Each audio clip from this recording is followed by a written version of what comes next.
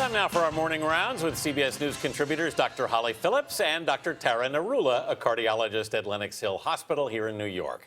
First up, a new study finds women who experience complications during pregnancy may be at a greater risk of death from heart disease later in life. Tara, tell us about this study and what types of complications we're talking about here. Imagine if we had a crystal ball that could really clue us into the #1 killer of women, cardiovascular disease. Well, now we're beginning to understand that the complications of pregnancy may do just that. They may be a warning signal about who's high risk. Pregnancy essentially is almost like a stress test for a woman. And so in this study, they looked at 15,000 women, followed them for about 40 or 50 years, and they found that the complications of pregnancy, things like preeclampsia, high blood pressure that develops, small for gestational age babies, or preterm delivery, can raise your risk of future cardiovascular death anywhere from 1.6 to 4 times.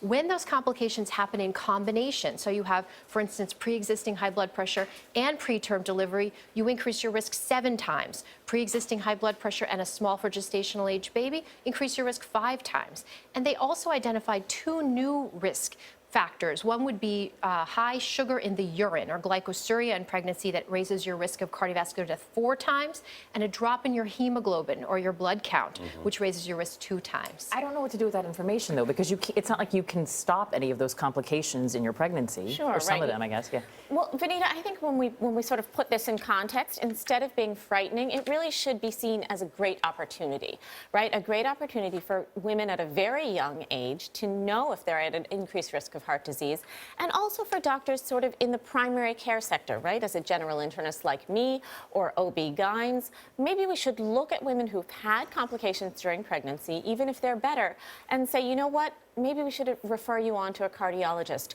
Or as Tara said, pregnancy is a stress test, but maybe we should get you a treadmill stress test. And I think we have a very receptive audience, particularly in women who've just given birth. You want to have the best health you can to be in good shape to raise your child, to raise your children. So I think this is a great opportunity.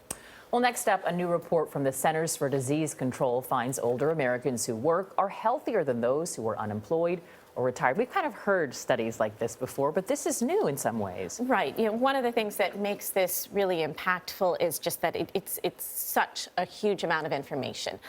They took data from 85,000 people over the age of 65, and they really looked at 3 criteria. One was if they had any physical limitations. The next was how they felt about their own health, and then if they had any sort of long-term health complications.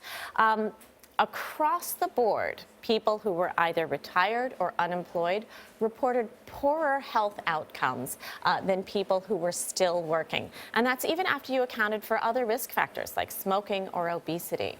Now, the study couldn't show whether or not it was retirement that caused poor health or whether because you had poor health you retired, but still this link is there and it's incredibly important. So we don't know. I mean, people, I think, naturally, oh, it's the mind, it's staying active, but do we know what it really... We don't know for sure, but certainly when you talk to older Americans, my father and father-in-law who are in their 70s and working, one of the things they bring up is this idea of being mentally engaged and having a purpose to your life when you wake up every day. There's no doubt that that plays into physical health. Some of the other factors that might play in: social support when you continue to work, income, comprehensive health care benefits, and then just this idea that you're physically active for every day of your life for long periods of time. You're getting up, going to work, you're active. That might improve your overall physical health. I also think there's these sort of political implications. Often we hear, should people be forced to retire at a specific age? And now we know that maybe that's not so great for the workplace and it's not so great for them. It's things to consider.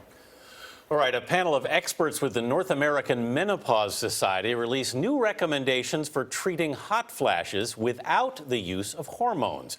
About 75% of U.S. women have menopausal hot flashes, with 50 to 80% trying non-hormonal therapies to cope with the symptoms. So, Holly, what treatments seem to be the most effective? Right. So now that hormone replacement therapy is no longer just standard of care for women who are having hot flashes, we see women trying anything everything, whatever they can get their hands on. So this expert panel decided, look, let's put out some pretty clear guidelines about what the data shows works.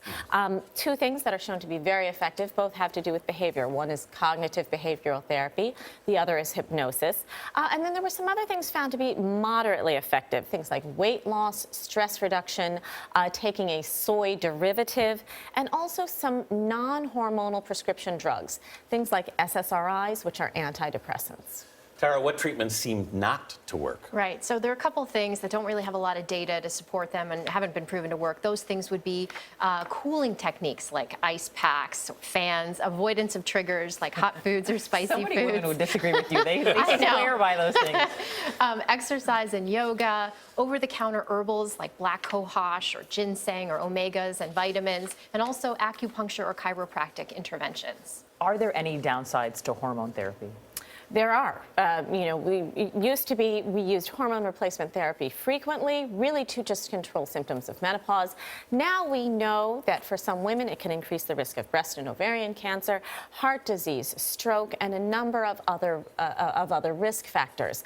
There is still a small group of women for whom the benefits outweigh the risk, but it's done very much on an individual level. So the importance of these other modalities, other treatments to control hot flashes, is really amplified right now. Finally, good news for those of us who have trouble sitting still on the job. A new study from British researchers finds a little workplace fidgeting may be good for your health. The researchers say that things like tapping your feet at your desk help to counteract the harmful effects of sitting too long during a workday. Start tapping. I mean, this is why I do this all the time. I know. Great news for my 6-year-old. Although she's not employed, she fidgets. So there we go. Doctors Holly Phillip, Tara Narula, thank you both so much.